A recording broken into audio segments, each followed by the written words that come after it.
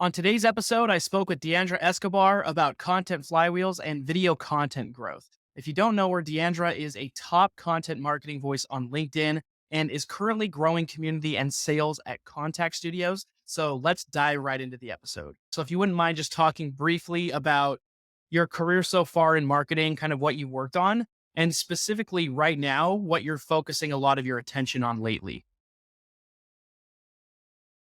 Okay, this is a pretty fun question and also a very difficult one because every single time they tell you to talk about yourself, that's the hardest part. It's like, oh my God, do I go all poetic and be like, oh, I am made of all the people that I have experienced, or do I talk about more career? But on this side, I'll say I was an SDR at a med tech company in Paris. I passed from, let's say, more med tech to a little bit more focused on customer advocacy.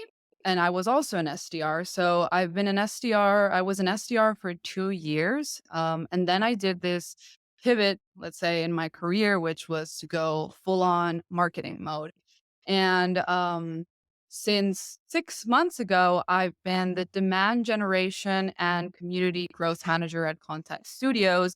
And my main focus is on our inbound marketing strategy. So when I joined Contact Studios, most of our clients were coming through referrals, actually.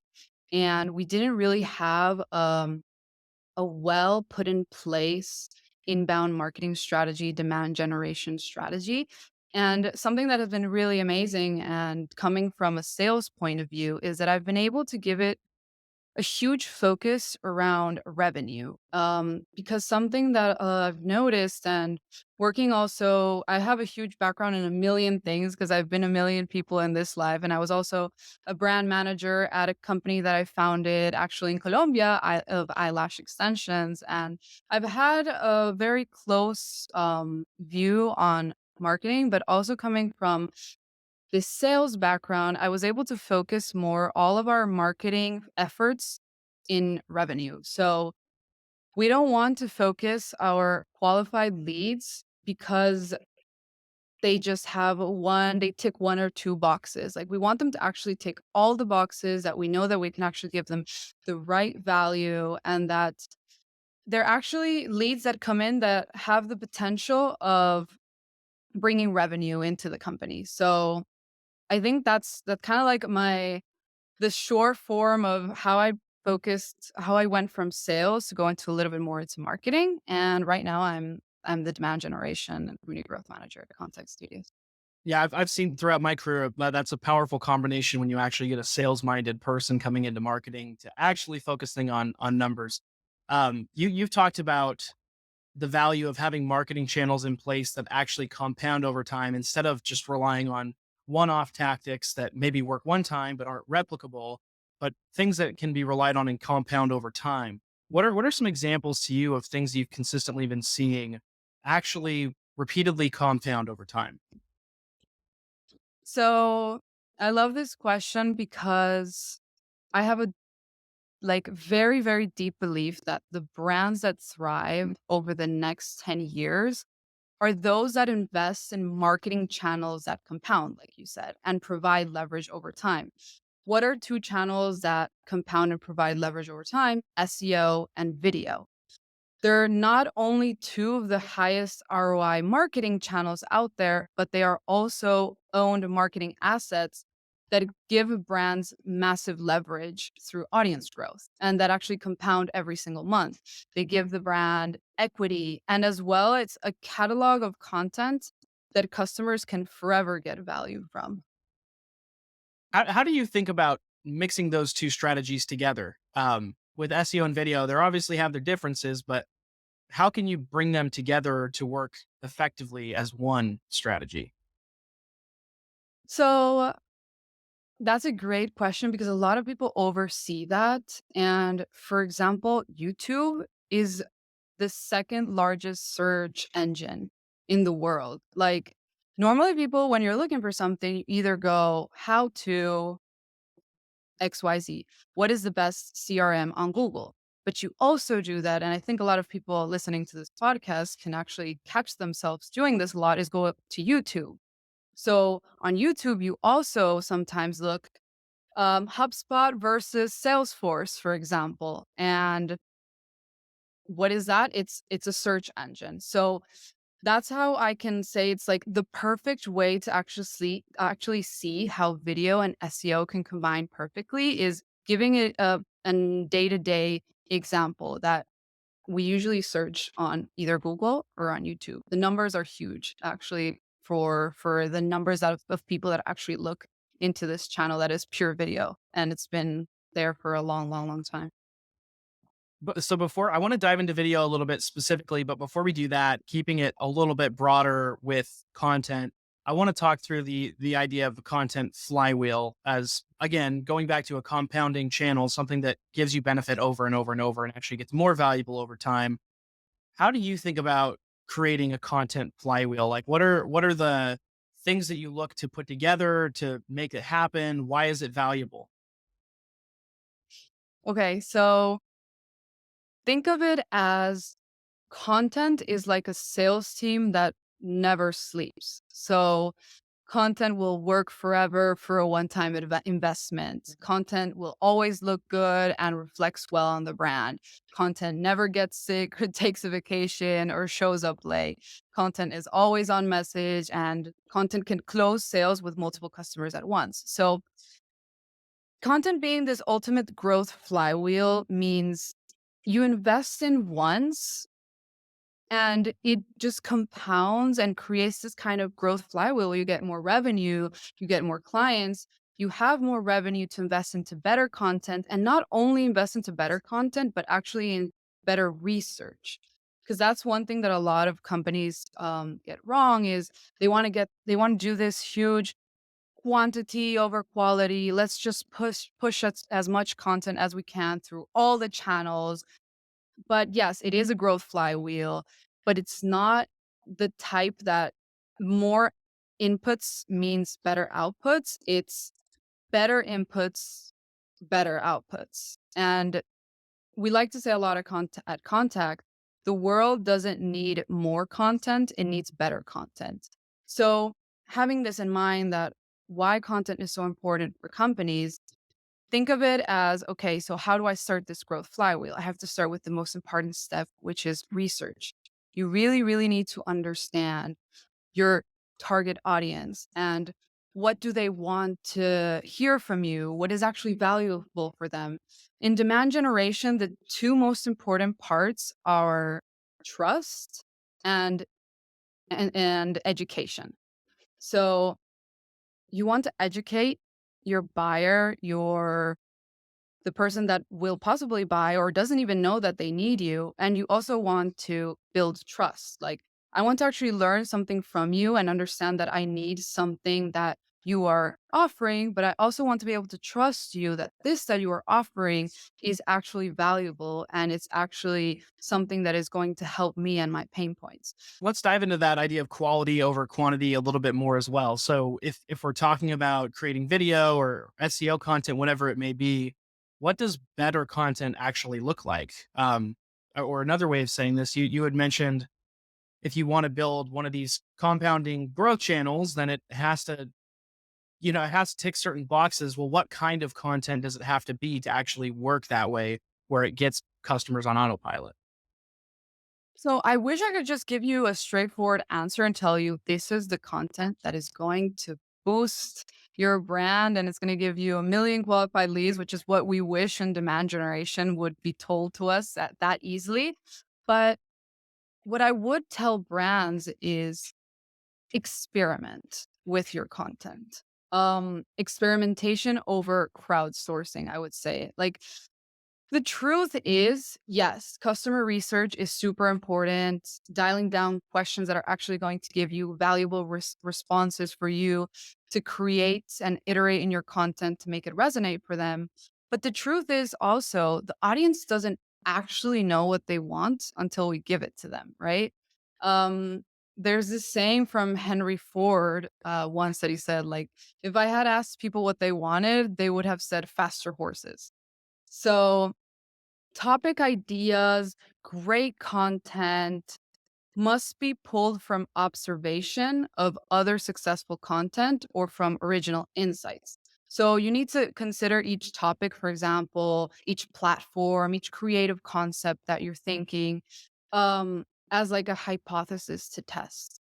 We never want to like directly ask your audience, what do you want to see? And try to shortcut our way to success. This will eventually lead us down to a reactionary path. So it's hard because when you're your head of content, demand generation, when your whole world is around creating content, you have to find this perfect mix between getting enough audience research to make content that resonates, but also being able to have the ability and let's say a little bit of like the guts to to do a little bit of hypothesis, to test out things, see if this will work, see if this resonates, and if it doesn't, let's iterate. Let's find what can we do better. So let's zero in on video a little bit more specifically as a piece of content. In your experience working with your company you're at now or what you've seen in the past or beyond, what are some common mistakes that you see brands making with their video strategy?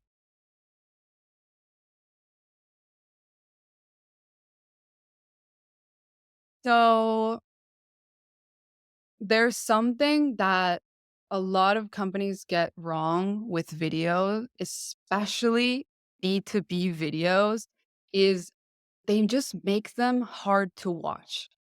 Like, for real, like sometimes some B2B videos are just so hard to watch because they're not creating video content that uses retention tactics, which at the end of the day, what is a retention tactic? It's just storytelling techniques. So there's something that I did a LinkedIn post about this, and something that I recommend is this funny storytelling technique that's called the Pope in the Pool. So what this means is that explanation or expositions must be told in a package that is entertaining. There's a lot of examples out there actually of people doing video like this. For example, Supreme loans. Like that is the most boring like topic you can ever search and try to understand, but they actually do it with Margot Robbie in a bathtub while drinking champagne. Like that is it's genius. Or The Big Short is a movie that's like filled with difficult to understand finance concepts. Jurassic Park explains DNA replication, taking their audience on a roller coaster. So another way to think about this is people want their vegetables to taste like candy. We want things that are actually going to give us information that are going to make us smarter. We want this, right? But we don't want it to taste like vegetable. We want it to taste like candy. So we actually want to think that our vegetables are candy.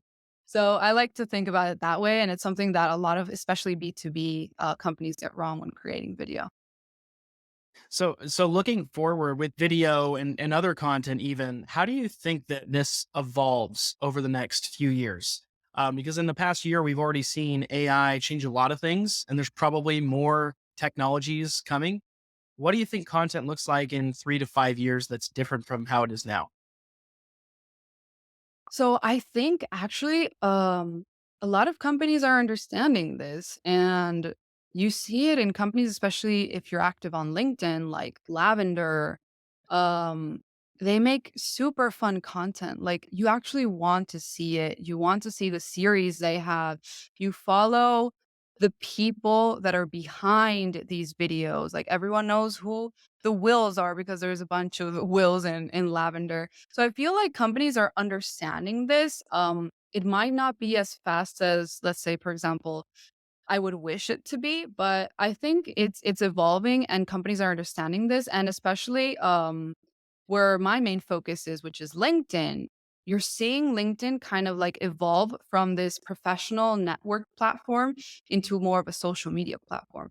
And once it starts becoming more of a social media platform, it gives a little bit more of a focus on a person and on a consumer instead of like thinking of it as a big company. Like I'm trying to sell to a company. But what is a company? Like if I think of Google, like, am I just thinking of a logo? No, there's people behind these companies that actually are looking at these videos and they're actually trying to get education and trying to find value from it. So I actually feel that it's evolving, and I hope that more and more brands, especially on LinkedIn, where is the world that I, let's say, manage the most, and also YouTube, they'll get it, and I think they're getting it.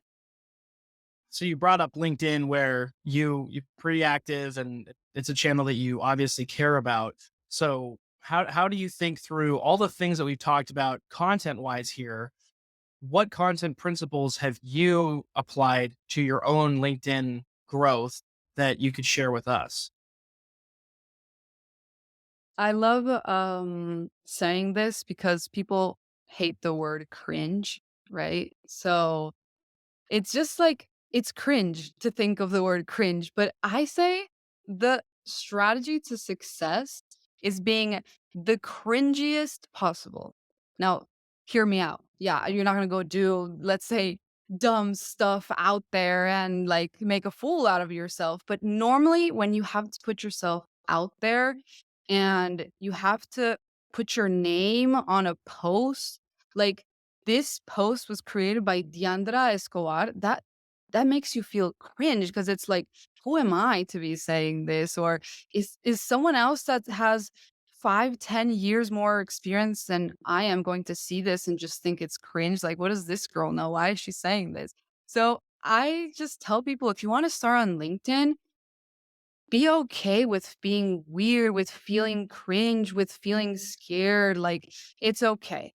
And this is not to say the famous phrase of just start, because I think that's horrible advice. Like, if you tell someone just start, like, okay, I wish it was that easy, then we'd all be just rock stars. You do need to make a little bit of research. You do need to understand a little bit, like, what's your objective on the platform. But at the end of the day, just put yourself out there and you're going to learn so much. You're going to get feedback, you're going to connect with people. And at the end of the day, it's a social media platform, and it's meant to be social and to connect and to be yourself. Even if you're representing a brand, it's still your platform. Last question here before we wrap up. In terms of marketing tools that you actually use, I'm sure on the content side, you've probably got a few that you keep coming back to. What are those marketing tools that if I took them away today, you would actually be really mad about it? Anything that um is essential for my system. Why do I say system? I think the most important part of your content strategy is actually having a system in place. Because when you just have a goal, there's a famous phrase from the book Atomic Habits, which says, winners and losers have the same goals. So my goal can be, I want to bring in 5 qualified leads. I want to become the next LinkedIn influencer. I want everyone in my company to become thought leaders on LinkedIn because that's going to help me boost demand generation from my side. But okay, yeah, that's my goal. But what am I going to do about that? So a system is actually having something that's going to flow, and you're going to be able to be happy when your system is flowing. So let's say, now going into the real question, because I went a little bit out there.